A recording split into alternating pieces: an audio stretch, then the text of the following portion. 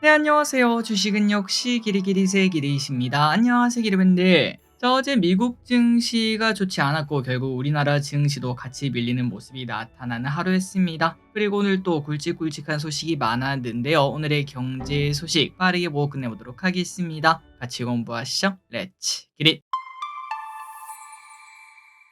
첫 번째 소식입니다. 지난밤 미국 증시는 또 하락했습니다. 다우 0.9%, S&P 500 1.7%, 나스닥은 2.6%나 또다시 하락을 했는데요. 이렇게 하락한 이유가 뭔가 바로 트럼프 때문입니다. 멕시코와 캐나다 무역 협정에 적용되는 품목들에 대한 관세를 한 달 동안 유예했기 때문이라고 합니다. 아니 길이 뭔가 말을 잘못한 거 아니야? 유예를 했는데 증시가 왜 하락한 거야? 라고 봤더니 지금 딱 기름들의 마음이랑 똑같습니다. 사실 한 근 2주가 좀 많이 지치지 않았겠습니까? 이제는 어디서 관세를 때리고 어디서 관세를 철폐한지도 잘 모르겠습니다. 너무나 헷갈리죠. 그러다 보니까 증시 참여자들은 아예 더러워서 못 해먹겠다. 네 맘대로 해라. 라고 말을 하면서 팔고 나가는 그런 모습이 나타났다고 합니다. 불확실성이 너무나 크다는 거죠. 그래서 결국 시장의 투자 심리가 위축되었으며 매도가 쏟아졌고 그 와중에 마벨 테크놀로지의 가이던스 실망감까지 이어지며 테크주가 또다시 급락했습니다. 자, 그래서 그런지 미국에서도 지금 이제 좀 급한가 봅니다. 다음 주에 트럼프 대통령이 빅테크 기술 기업들과 회동을 할 수 있다고 하는데요. HP, 인텔, IBM, 퀄컴 등 주요 기술 기업들과 만남을 가질 예정으로 트럼프 정부의 정책이 기술 기업들에 미칠 영향을 논의할 예정이라고 합니다. 아무래도 최근 들어 빅테크 기업들이 좀 많이 흔들리지 않았겠습니까? 그러다 보니까 트럼프를 설득하기 위해서 회담을 잡은 것으로 보인다고 하네요. 이러한 소식에 힘입어 우리나라 증시도 좀 쭉 치고 올랐으면 좋겠습니다.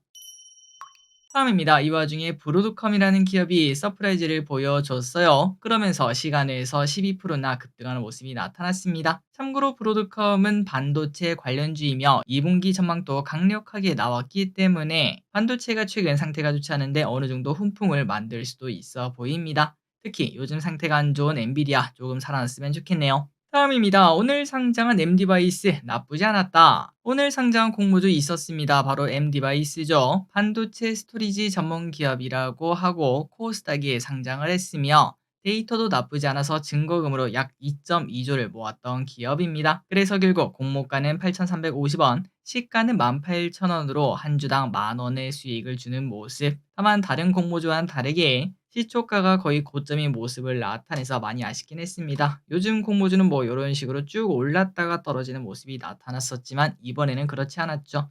어쨌든 좋은 모습을 보여줬기 때문에 환매 청구권이 있었는데요. 그거를 쓸 일은 없을 것 같습니다. 다음입니다. 그리고 오늘 상장 갭이 하나 더 있었습니다.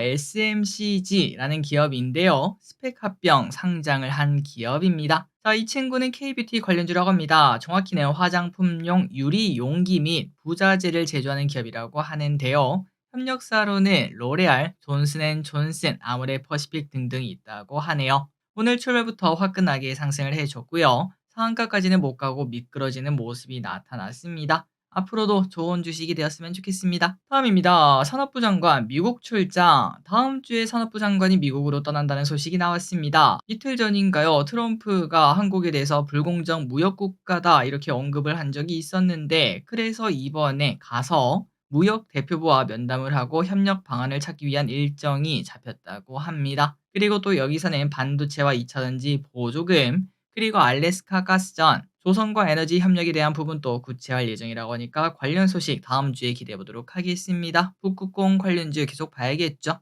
다음입니다. 갑자기 철강주가 또 급등한 이유는 오늘 증시는 애매한 모습을 나타내다가 오전 10시 반 갑자기 미칠 듯이 철강 관련주가 급등하는 모습이 나타났습니다. 그 중심에는 포스코 그룹주가 있었는데요. 그래서 저 기릿은 역시나 북극공 관련주가 또 올라가는구나 라는 생각을 했는데 관련 소식도 하나 나왔습니다. 고망간강 요 단어가 등장을 했는데요. 고망간강이 뭔가 봤더니 철강에서 망간의 함량을 늘린 철강이라고 합니다. 그리고 이는 기존에 쓰던 철강은 니켈, 알루미늄, 합금 강이었는데 그런데 요거랑 성능이 비슷한데 망간이 많이 싼가 보네요. 가격은 30% 싸다는 장점이 있다고 합니다. 그리고 실제로 최근 포스코는 LNG 터미널은 고망간간으로 대체하기로 했다. 이런 얘기도 나오다 보니 대왕고래 아니죠. 이제는 북극공 관련주의 딱이다 라는 말이 등장하면서 오늘 고만간간 관련주가 급등했습니다.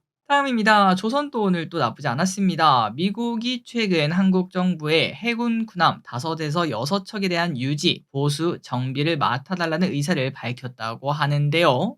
앞서 미국은 2척에 대한 MRO 사업을 수주했고 이달 중순에 인도될 예정이라고 하는데 아무래도 결과가 만족스러웠나 봅니다. 역시 조선의 나라죠. 그래서 이번에는 더 늘어난 5에서 6척이고 앞으로 사업이 확대되면 10척까지도 가능하다고 하네요. 한편 우리 정부는 작년 12월 공군 MRO 사업도 제안을 했다고 하는데 과거에는 껍데기만 정비를 했으나 이제는 무장과 기술력이 필요한 부분까지도 가능하다 이렇게 제안했다고 하는데 관련 소식이 나타날지도 볼 필요가 있겠습니다. 다음입니다. 자, 다음 주는 좀 긴장해야 될 것 같습니다. 이제 증시의 마지막 관문이 다가온다라고도 볼 수 있겠는데요. 도대체 기릿이 왜 이렇게 또 공포 분위기를 연출하나 하고 봤더니 오늘 장 막판 시장에 충격을 준 사건이 있었습니다. 윤석열 대통령이 석방이 된다는 이야기가 나타나면서 이재명 대표 관련주가 급락하는 모습이 나타났죠. 그리고 중요한 거는 그 다음입니다. 이거를 딱 보자마자 이제 머릿속에 딱 떠올랐어요. 탄핵 심판이 코앞이구나 라는 생각이 들었고 빠르면 다음 주 가능성도 나타난다고 합니다. 어떤 결과 나올지는 우리가 지금 당장은 당연히 알 수가 없겠지만 참고로 노무현 전 대통령 때 기각이 될 때는 코스피는 연이틀 크게 폭락했었다고 합니다. 기각이 된 날은 마이너스 2%가 하락했고 그 다음날은 무려 마이너스 5%나 급락을 했다고 해요. 아니 길이 그럼 만약에 인용되면 어떻게 되는데 바로 박근혜 전 대통령 때는 인용이 되면서 증시는 잠잠한 모습을 나타냈고 오히려 소폭 오르는 모습이 나타났다고 합니다. 물론 이제 뭐 증시가 급락한 게 이것 때문이다라고 100% 말할 수는 없지만 이 부분도 분명 영향을 줄 수 있고 그리고 이제 우리가 딱 이걸 봤을 때 과거에는 그랬대."라는 얘기가 좀 나오지 않겠습니까?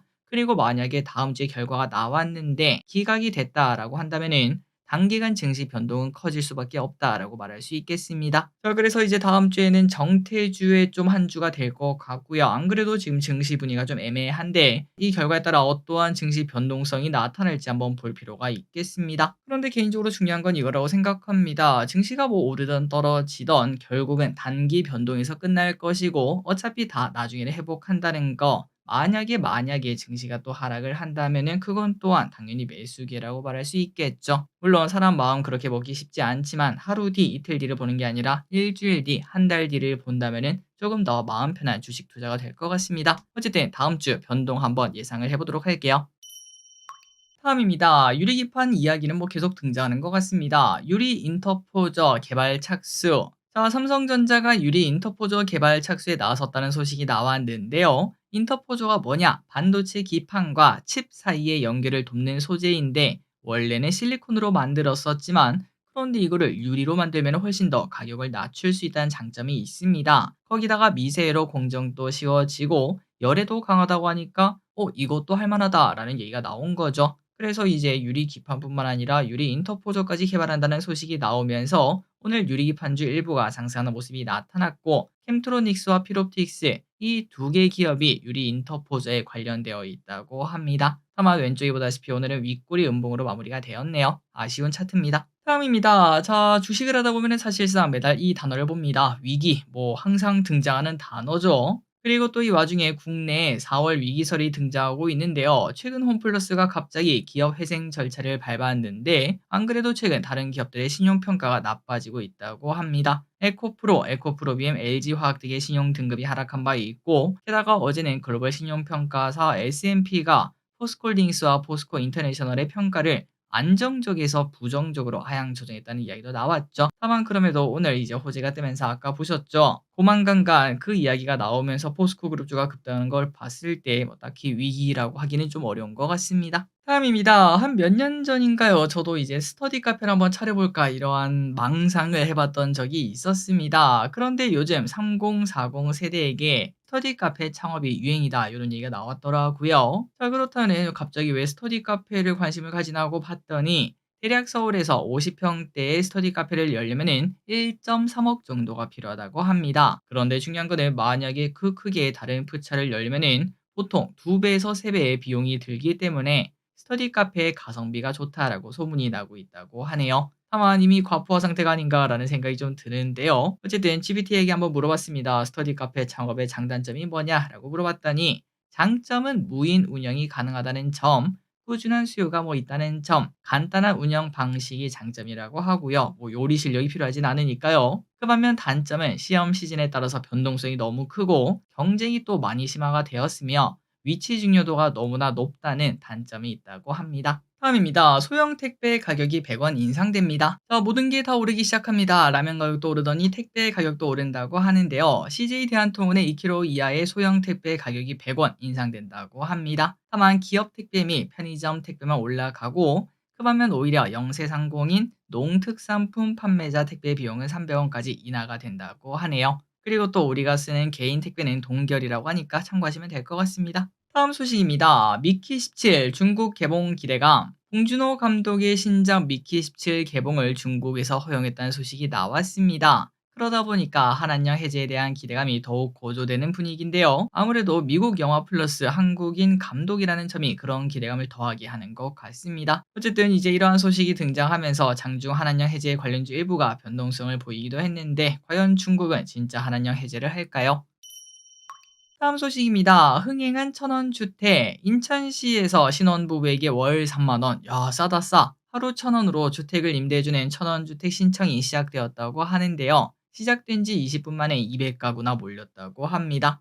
천원주택은 올해 500호가 공급될 예정이고요. 신청 기간은 오는 14일까지라고 합니다. 1순위는 신생아 가구, 2순위는 자녀가 있는 신혼 가구, 3순위가 신혼부부라고 하는데 아마도 1순위, 2순위면 거의 다 차지 않겠나. 결국은 그 아파트는 아이가 가득가득한 아파트가 될 것 같습니다. 어쨌든 인천시에서는 6월 5일에 입주자를 선정하고 6월 말부터 입주가 가능하다고 하는데 앞으로 이러한 주택이 전국적으로 많아질지 이런 것들이 또 많아지면 많아질수록 저출산도 해결될 가능성도 높아지겠죠. 다음입니다. 오늘 신한은행에서 횡령 사건이 터졌다는 소식이 나왔습니다. 세간에는 수백억짜리다 이런 얘기도 나왔지만 그런데 일단 금감원에 보고한 금액은 17억으로 조금은 미미한 걸 확인할 수 있다고 하네요. 물론 조사가 완료되기 전이라 조사가 완료되면 30억까지도 달할 수 있다고 합니다. 그러한 소식 때문인지 신한지주 오늘 2% 하락. 자, 오늘의 공부 여기까지 끝났습니다. 항상 이렇게 같이 공부해서 진심으로 감사합니다. 지금까지 길이셨습니다. 빠이요.